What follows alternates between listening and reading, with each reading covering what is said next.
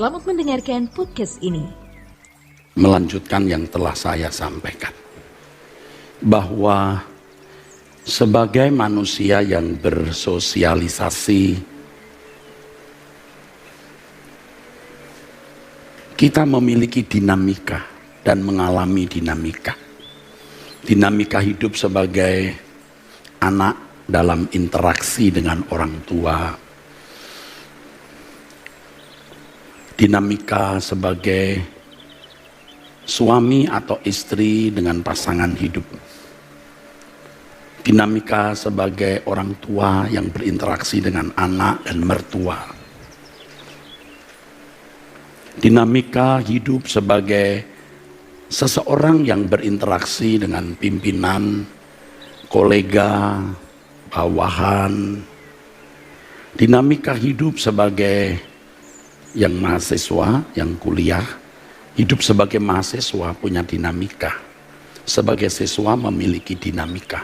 Dan banyak lain dinamika hidup yang kita pernah jalani atau sedang kita jalani. Tetapi apakah saudara memiliki dinamika hidup dalam berinteraksi dengan Allah?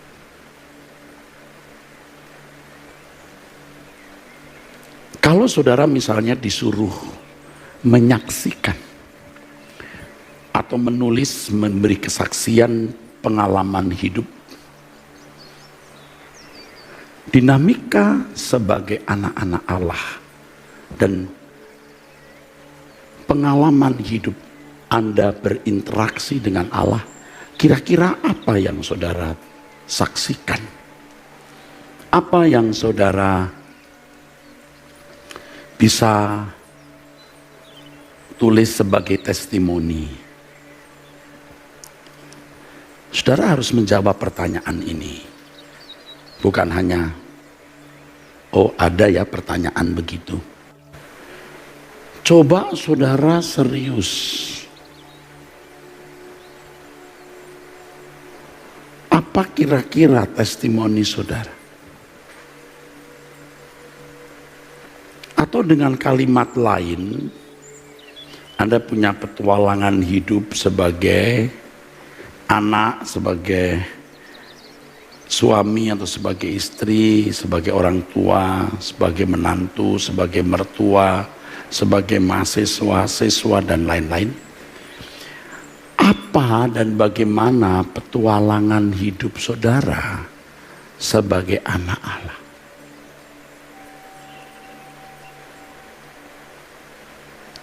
Kalau saudara disuruh menulis testimoni sebagai istri, bagaimana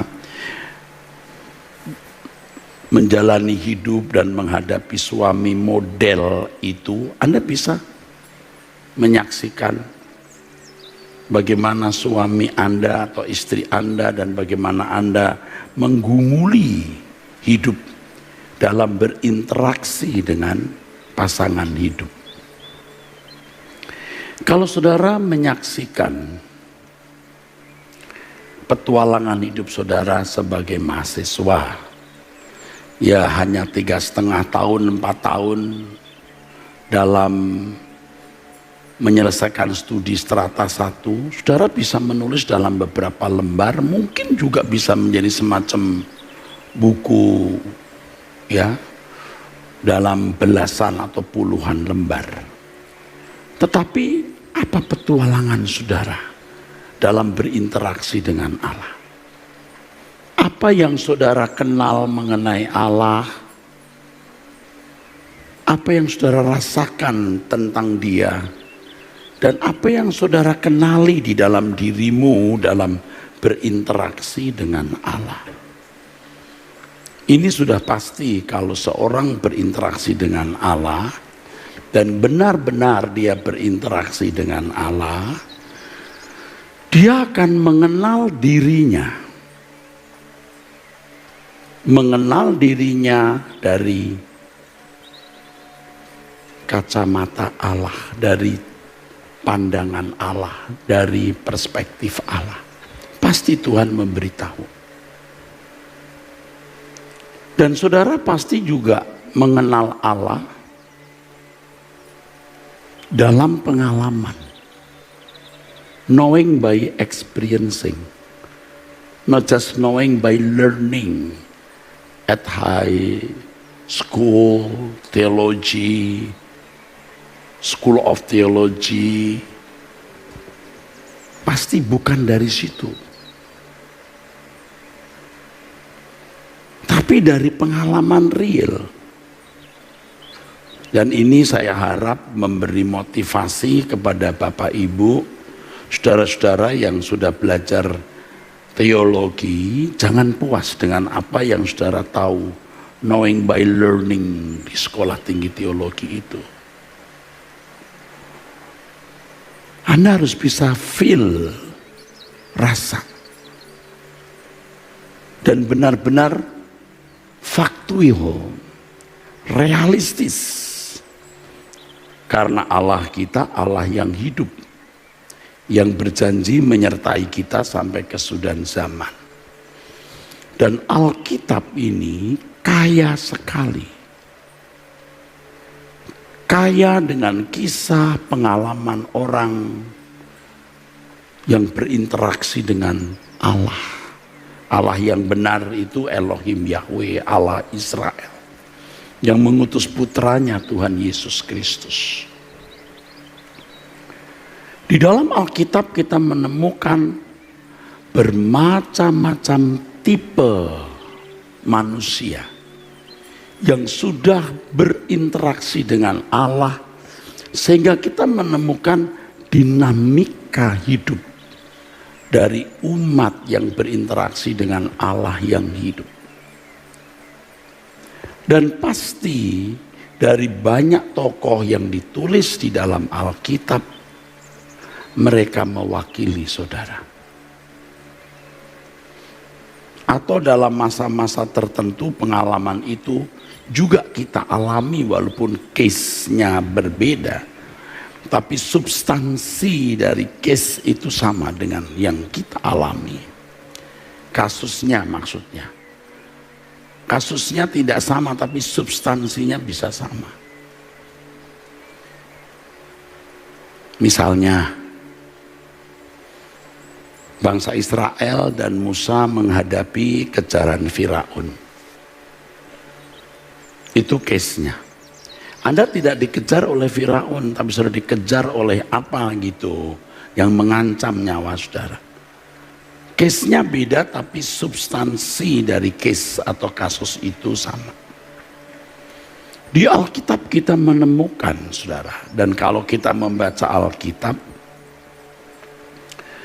kita harus yakin bahwa ini bukan dongeng.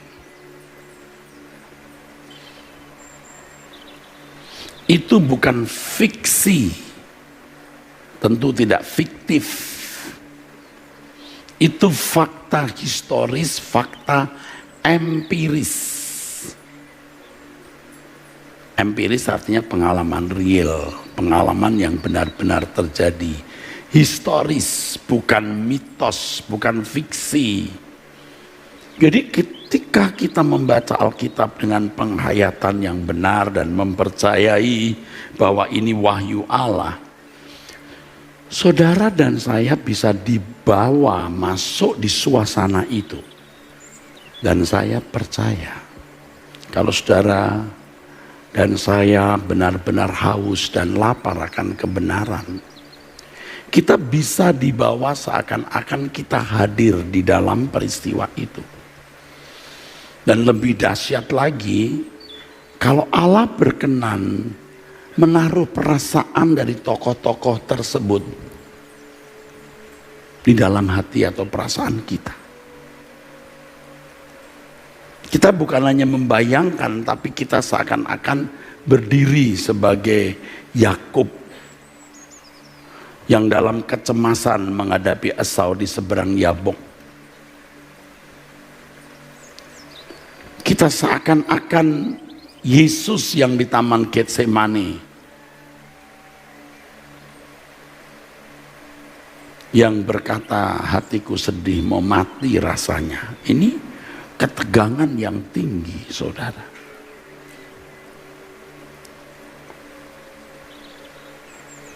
Makanya kalau di acara perjamuan kudus ya, pada waktu perjamuan kudus, kita seakan-akan menyaksikan Tuhan yang terseok-seok di sepanjang Via Dolorosa itu. Hati kita pecah. Dan akhirnya kita sungguh-sungguh mau mengasihi Tuhan, mengasihi Allah yang sudah mengasihi kita. Saudara, Alkitab ini fakta empiris, historis.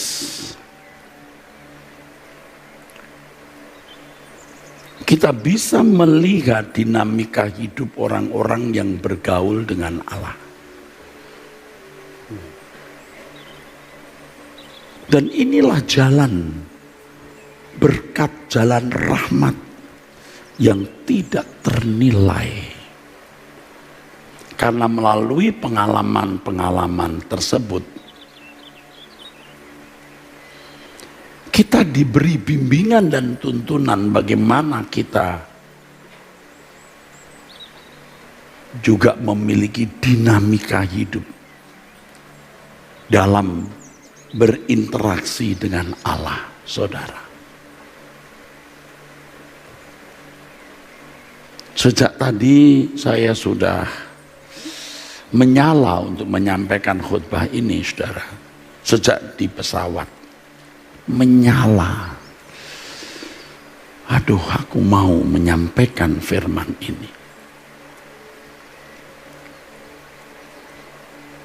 Saya ketika datang melihat sahabat-sahabat, hamba-hamba Tuhan, saya seakan-akan berkata, mari kita mengalami dinamika bergaul dengan Allah.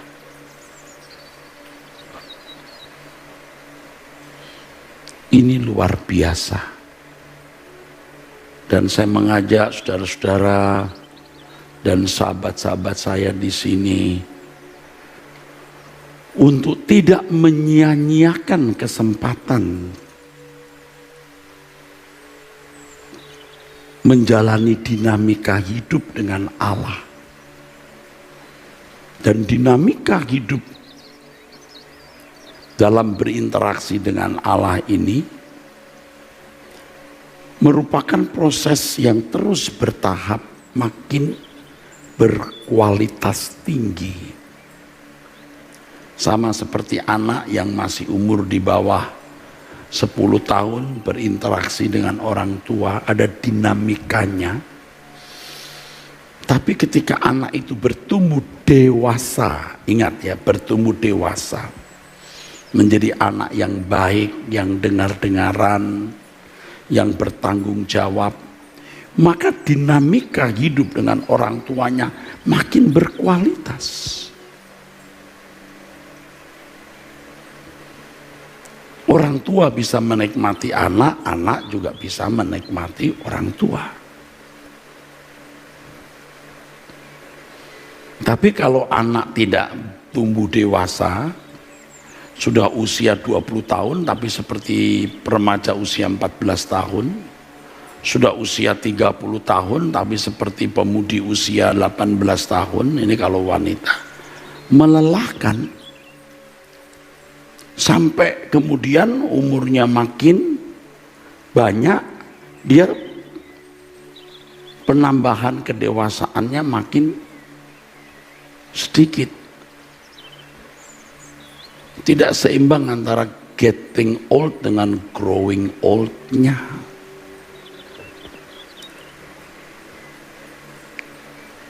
Secara usia tambah, secara kedewasaan tidak. Bahkan kalau kemudian menjadi negatif, ya, tidak bertanggung jawab. Kalau masih usia 7-8 tahun tidak bertanggung jawab, tidak melelahkan orang tua. Walaupun ngeselin juga. Tapi kalau dia sudah usia 40 tahun masih tidak bertanggung jawab, menyesakkan hati orang tua. Lalu dinamika ya, hidup dalam berinteraksi antara anak dan orang tua jadi tidak berkualitas. Bisa-bisa orang tua berkata, lebih baik aku tidak melahirkan anak seperti ini. Betul, saudaraku. Lebih baik aku tidak melahirkan anak seperti ini. Nah, mari kita berdinamika dalam interaksi dengan Allah secara benar. Sehingga Tuhan bisa menikmati kita, jelas kita bisa menikmati Dia, saudara. Menjadi anak kesukaan Allah. Allah tidak bisa disenangkan dengan apapun sebenarnya, karena Allah bisa buat apapun. Tetapi kalau ada makhluk ciptaan yang memiliki kehendak bebas, dia bisa taat, dia bisa tidak taat, dia bisa mengabdi, tapi dia juga bisa memberontak. Tetapi memilih taat dan mengabdi dan mencintai Allah dan menghormati Allah. Ini membahagiakan hati Tuhan. Ini menjadi kesukaan hati Tuhan. Dan tentu kita memilih yang ini, saudaraku. Kita tentu memilih yang ini. Hidup kita menjadi indah dan bernilai.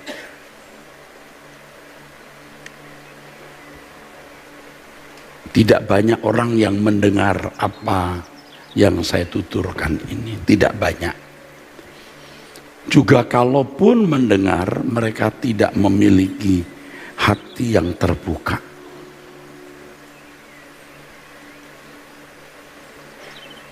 Saya harap Anda bukan hanya open minded, tapi juga open hearted. Hatimu harus dibuka. Dan merasa membutuhkan hal ini. Maka atmosfer hidup kita akan berubah. Percaya, saudara. Menjadi indah. Percaya. Apakah Anda bisa tidur atau tidak bisa tidur? Indah saja. Apakah Anda makan enak? Artinya makanan yang mahal atau makanan yang murah? Enak.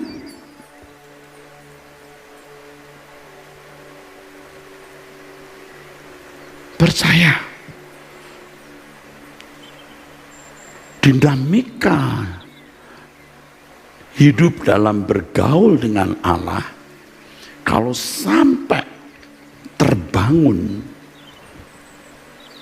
saudara bisa merasa tidak membutuhkan apapun.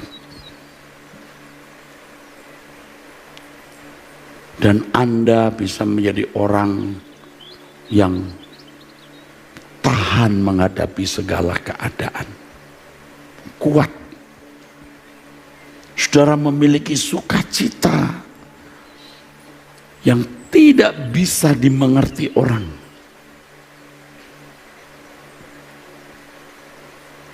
Nah, di dalam Alkitab kita menemukan ya catatan mengenai orang yang bergaul dengan Allah ini. Tetapi sayangnya tidak dikisahkan secara detail. Tetapi ini merupakan satu informasi bahwa ternyata ada manusia yang bisa bergaul dengan Allah. Walaupun itu masih di zaman perjanjian lama. Apalagi di perjanjian baru, saudara. Di dalam Kejadian, saudaraku, ya pasal 5, tolong dimunculkan ayat 22. Enoch walked with God After he fathered Methuselah 300 years and had other sons and daughters. Enoch walked with God, and he was not, for God took him. Ayat 22 coba dimunculkan lagi. Dan Henok hidup bergaul dengan Allah selama 300 tahun lagi setelah ia memperanakan Metusalah, dan ia memperanakan anak lelaki dan perempuan. Terus ayat 24. Dan Henok hidup bergaul dengan Allah, lalu ia tidak ada lagi sebab ia telah diangkat oleh Allah. Tadi terjemahan yang bisa mendekati teks aslinya. Ya. Kata bergaul di sini, di dalam bahasa aslinya itu halak, jalan, berjalan. Ini kalau dengar kata halak, saya jadi ingat waktu masih mahasiswa dan saya pernah kemukakan di sini. Jadi kita masih muda-muda, lalu teman kita, yuk kita. Waktu itu masih ada mall, belum banyak, ada 1-2 mall saja. Ayo kita halak-halak. Artinya jalan-jalan. Kita halak-halak lihat Isa. Isa itu cewek. Itu bagi anak-anak yang agak badung ya. Kalau bahasa Batak halak itu ada ya. Hah? Artinya apa? Let me see. Karena saya seperti pernah mendengar kata halak dalam bahasa Batak. Artinya apa? Hah? Orang.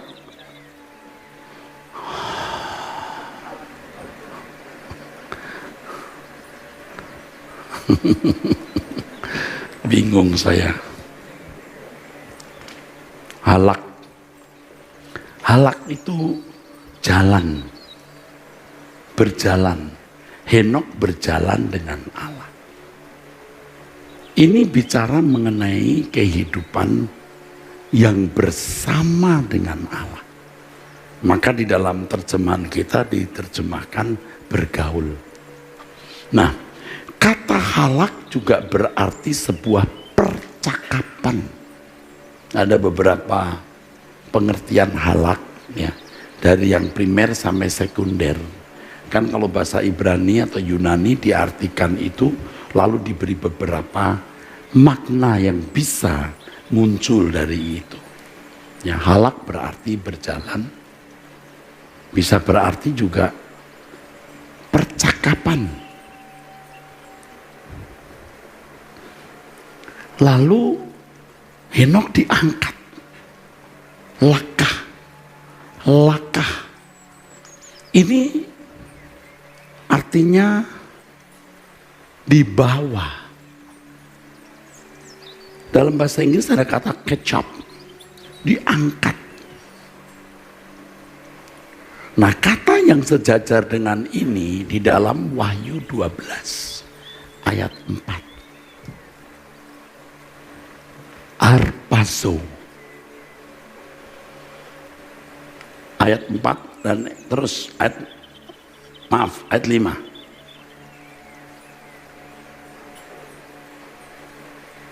Anak itu dirampas dan dibawa lari. Ini harpazo. Itulah yang dikenal di dalam penjelasan mengenai akhir zaman sebagai pengangkatan atau rapture. Itu harpazo. Lakah sejajar dengan kata harpazo. Menarik sekali. Bergaul dengan Allah lalu diangkat.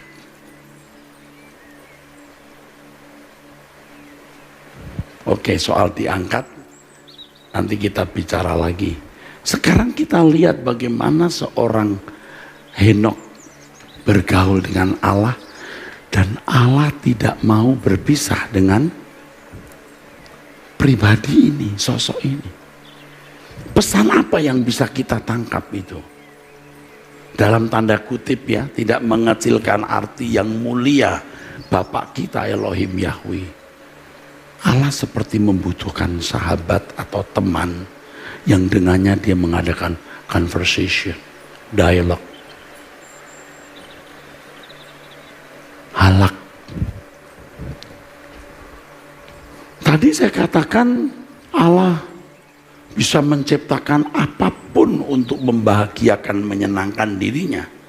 Tapi tidak mungkin itu bisa menandingi langkah makhluk yang disebut Adam, manusia, yang diberi Tuhan kehendak bebas.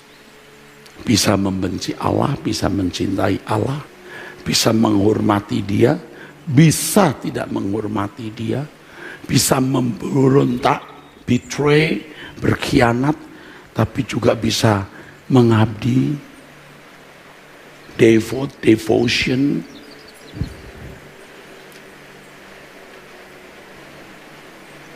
Maka terbersit di pikiran saya, saudara. Di tengah-tengah dunia yang rusak, yang bejat, di mana semua diarahkan untuk berdinamika dengan dunia, kita berdinamika dengan Allah. Wah, betapa berharganya manusia ini. Betapa bernilainya manusia ini. Makanya yuk dengan senyap, tidak usah banyak bicara, kita mencari Tuhan. Saya juga diam-diam memperkarakan bagaimana aku bergaul dengan Allah. Nah, salah satunya, saudara, itu lagi. Jangan ngomong sembarangan. Itu yang menurut saya diajarkan Tuhan. Jadi satu kata yang kita ucapkan, kita consideration kita. Pertimbangkan, ini kira-kira menyenangkan Tuhan. Bahkan di dalam pikiran kita.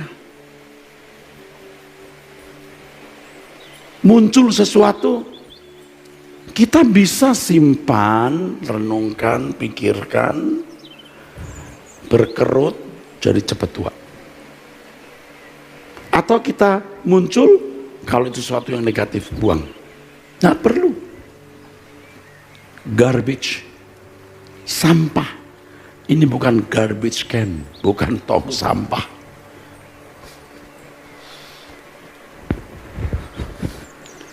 Nanti saya beritahu lagi.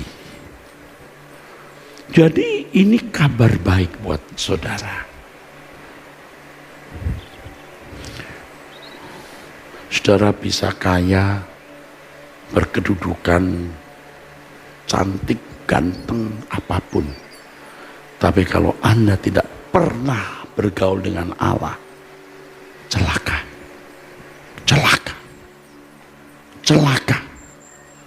Tetapi walaupun kita tidak punya apa-apa dan tidak punya siapa-siapa, tapi kalau kita bisa bergaul dengan Allah, luar biasa. Ini penawaran. Tuhan memberikan penawaran kepadamu. Saya beritahu harganya ya, segenap hidup. Segenap hidup, saudara. Nah, demi untuk bisa memiliki dinamika bergaul dengan Allah ini, saudara harus berani berkata, berapapun harganya. Kalau bahasa premannya selon, ya. Apa itu? Artinya apapun, berapapun kamu jual, aku beli. Jadi berapapun. Kalau seorang ibu punya anak sakit, obatnya apa? Berapapun.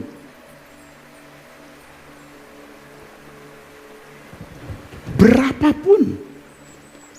Pada waktu pandemi COVID puncak pada bulan Juli, di mana saya terkena itu, saya terpapar itu, saya cuma dengar-dengar cerita saja. Apa benar atau tidak, saya tidak bisa membuktikan.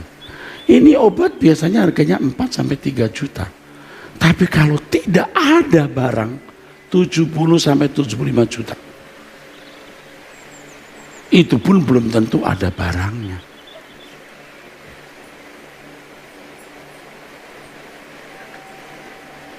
Saya dibantu cari sana sini begitu. Ditembakkan di tubuh saya, saudaraku. Nah, berapapun demi kesembuhan. Nah, kalau kita bisa berkata demi anak, demi orang yang saudara kasih, demi saudara sendiri, berapapun saudara beli, kenapa untuk Tuhan yang adalah bisa menjadi segalanya dalam hidup kita, berapapun. Saya sering tidak bisa mengerti, atau saya yang tidak bisa dimengerti. Kenapa orang kurang membutuhkan Tuhan? Dan kalau saya melihat hidup saya dulu juga, kenapa dulu saya bisa kurang membutuhkan Tuhan? Saya lebih membutuhkan gereja maju, bikin acara ini, acara itu, berhasil, sukses, keren, dan lain sebagainya. Dan saudara, ini contoh saya, saudara punya pergumulan sendiri. Kenapa kita tidak merasa membutuhkan Tuhan secara benar, secara proporsional? Dan proporsionalnya adalah Dia satu-satunya yang kita butuhkan. Satu-satunya yang kita butuhkan. Apapun masalah hidupmu, apapun kebutuhanmu, mendesak bagaimanapun, Tuhan kebutuhanku. Jika saudara bisa berprinsip itu, bertekad demikian, maka berapapun harganya, berapapun saudara bayar. Ya, memang orang yang masih betah hidup di bumi ya susah ya. Masih betah di bumi, mau menikmati segala kesenangan ya sulit. Ini memang tidak bisa ya dimengerti oleh saudara yang masih apa ya, mentah. Jiwamu belum lengkap. Kalau jiwamu lengkap oleh kebenaran-kebenaran firman, Anda akan berkata, hanya Tuhan yang kubutuhkan.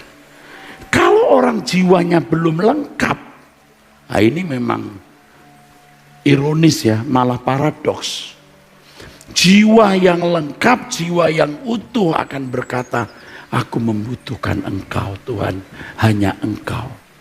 Tapi kalau jiwanya belum lengkap, belum utuh, belum dewasa, karena belum banyak mengkonsumsi kebenaran, belum terbangun sirkuit pengertian yang benar di dalam nalar pikirannya, dia masih merasa membutuhkan yang lain. Makanya saudara terus dengar firman Tuhan, doa bersama.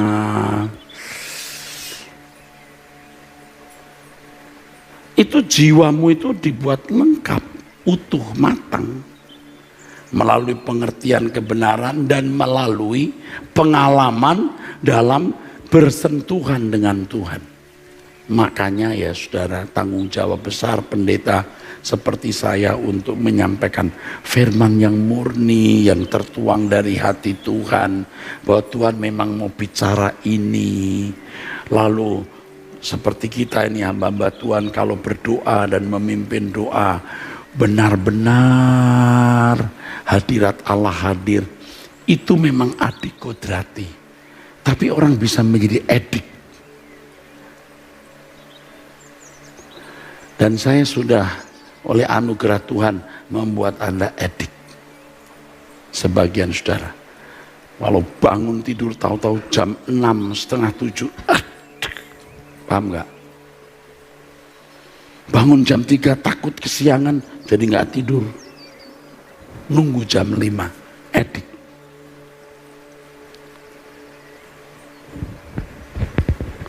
Suasana hadirat Allah di mana kita menahan nafsu kuliner kita, itu ada suasananya.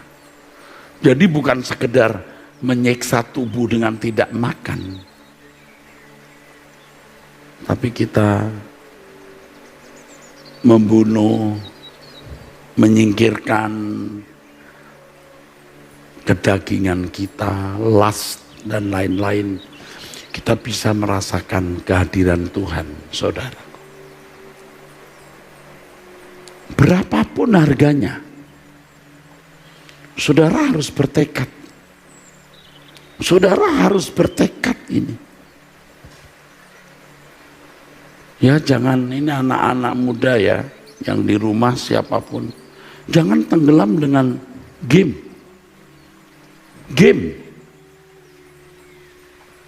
Googling, berselancar di dunia media sosial.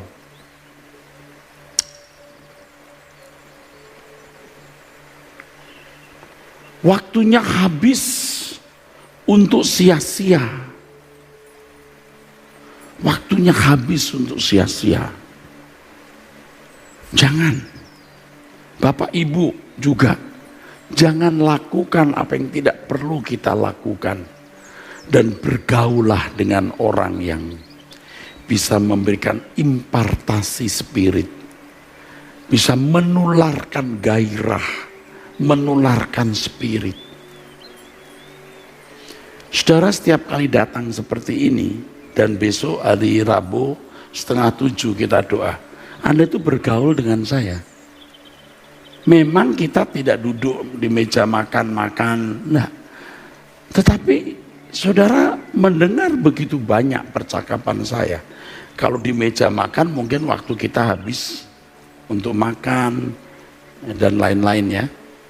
Tapi kalau begini Anda itu mendengar banyak.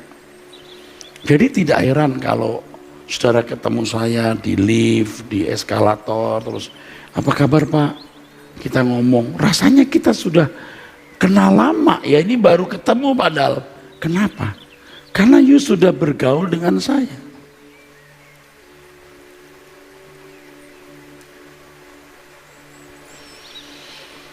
Saya tidak mau dikultuskan dan memang tidak boleh. Tetapi saudara akan merasa keterikatan dengan saya. Sama seperti kita kalau punya sahabat, suka ketawa bersama, kita terikat. Kita merindukan saat-saat di mana kita bisa bercengkerama. Nah saudara, kita bercengkerama di hadapan Tuhan dan mendengarkan firman ini. Dan doakan supaya saya bisa menyampaikan firman benar-benar murni dari hati Tuhan. Sehingga saudara benar-benar diubahkan, saudara. Dan saya masih minta Tuhan agar hadirat Allah itu benar-benar dirasakan, saudaraku. Ya. Nah, kembali kepada tadi pernyataan penting itu. Allah seperti membutuhkan. Maka Allah mencari-cari orang-orang yang attract hatinya.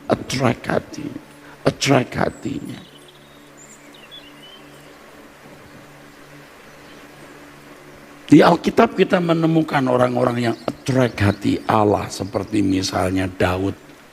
Walaupun Daud juga tidak luput dari kesalahan, tetapi hatinya mengasihi Allah. Nah, di Kejadian pasal 6, di tengah-tengah keadaan manusia yang bejat, yang Alkitab catat begini.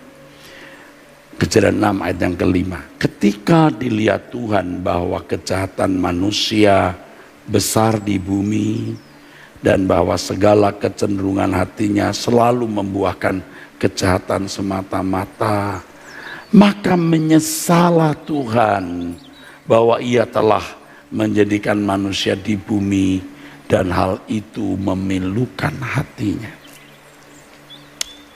Saya percaya ada di antara kita yang ketika membaca ayat ini, hatinya tersedak rasanya dan mau menangis, pedih. Hati Tuhan pilu. Tuhan mau menghapus manusia yang telah diciptakan dari muka bumi. Ayat 8, tetapi Nuh mendapat kasih karunia di mata Tuhan.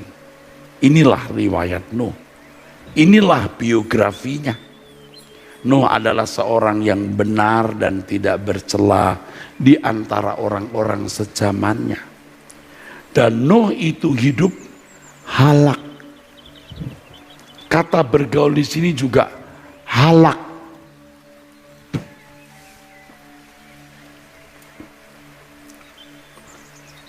Saudaraku sekalian, memang ada juga ayat yang di dalam Alkitab kata bergaul seperti Mazmur 25 ayat 14. Tuhan bergaul karib dengan orang yang takut akan Dia dan perjanjiannya diberitahukannya kepada mereka.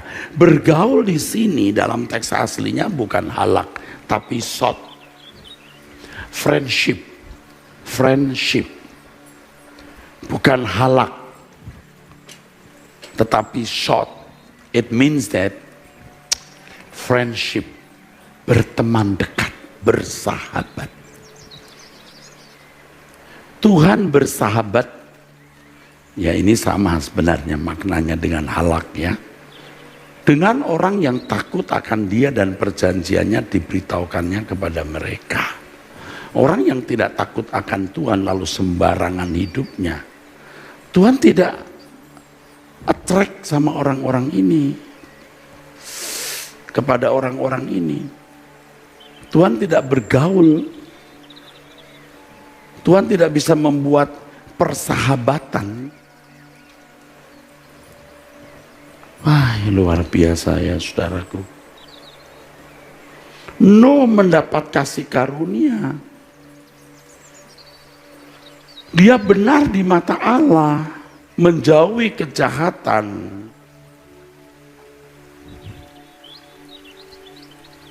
Karena keadaan itulah dia bisa bergaul dengan Allah. Tentu Nuh orang yang takut akan Allah dan perjanjiannya diberitahukannya kepadanya. Kalau kata perjanjian saya ganti rencana, maka rencana-rencana Allah, apa yang Allah mau lakukan diberitahukan. Nah, kalau pendeta seperti kita tidak berfriendship, lalu kita tidak tahu apa yang akan terjadi, lalu apa yang harus disampaikan kepada jemaat, konyol sekali jemaat itu. Konyol jemaat. Punya pendeta begini tuh konyol. Jadi ini menjadi masalah kita. Jadi apapun saudaraku, kebutuhanmu, problemmu, masalah utamamu adalah membangun persahabatan dengan Allah. Amin. Saya harap nasihat Tuhan ini membangkitkan kerinduan saudara bergaul dengan Allah. Sehingga saudara setelah pulang dari pertemuan ini mungkin makan dulu. Nanti saudara berkata, aku akan pulang. Aku yang saudara sedang di luar kota, aku akan menginap di mana. Lalu aku tidur. Aku mau bangun pagi berdoa besok. Atau nanti aku akan berlutut berdoa kalau aku belum capek, belum lelah. Aku mau bergaul, berlutut. Saya belum tidur aja nih, sudah mikirin besok jam 4:30. Aku bangun, lalu aku cari lagu-lagu. Besok nyanyi apa ya? Sudah mulai saya cari-cari.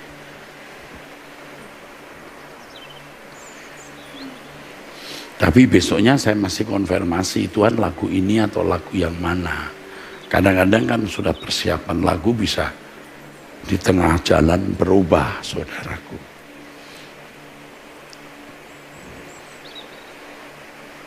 Kalau siang hari saya lihat, wah jadwalnya kosong siang. Jam 2 saya akan berlutut. Menarik saudara. Sebelum tidur baca Alkitab. merenungkan kejadian yang ada di Alkitab atau nasihat-nasihat Tuhan. Berapapun harganya, jangan berbuat salah. Jangan melakukan kesalahan. Jangan terikat dengan dunia dan kesenangan-kesenangannya. Saudara bisa bergaul dengan Allah. Berjalan dengan Allah. Hanya orang yang berjalan dengan Allah, yang benar-benar merindukan Allah, dirindukan Allah juga. Amin gak? Loh, aminnya pelan. Saudara mau gak dirindukan Allah?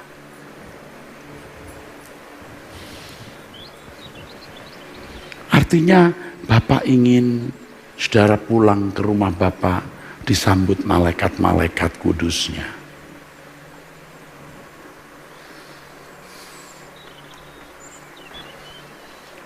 Kalian yang masih muda-muda, jangan merasa terlalu dini untuk menjadi orang yang bergaul dengan Allah. Lihat Samuel yang tidur di dekat ruang suci Allah. Sangat belia, tapi dia sudah bergaul dengan Allah.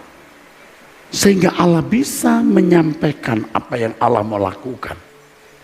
Diberitahukan perjanjiannya, diberitahukan apa yang Allah mau lakukan. Tuh saudara. Dan kalau semudah ini usiamu 20-an tahun, 25 tahun, sudah benar-benar bergaul dengan Allah, kamu bisa menjadi alat di dalam tangan Tuhan, instrumen di tangan Tuhan yang luar biasa. Ayo kita bergaul dengan Tuhan. Saya minta ingat, kalau tidak tiap hari, ya sesekali ingat saya. Doakan, supaya saya tetap bisa menjadi juru bicara Tuhan, corong Tuhan, trompet Tuhan. Ya, kita harus memiliki perasaan krisis di tengah dunia yang jahat ini. Karenanya besok kita puasa. Betul ya?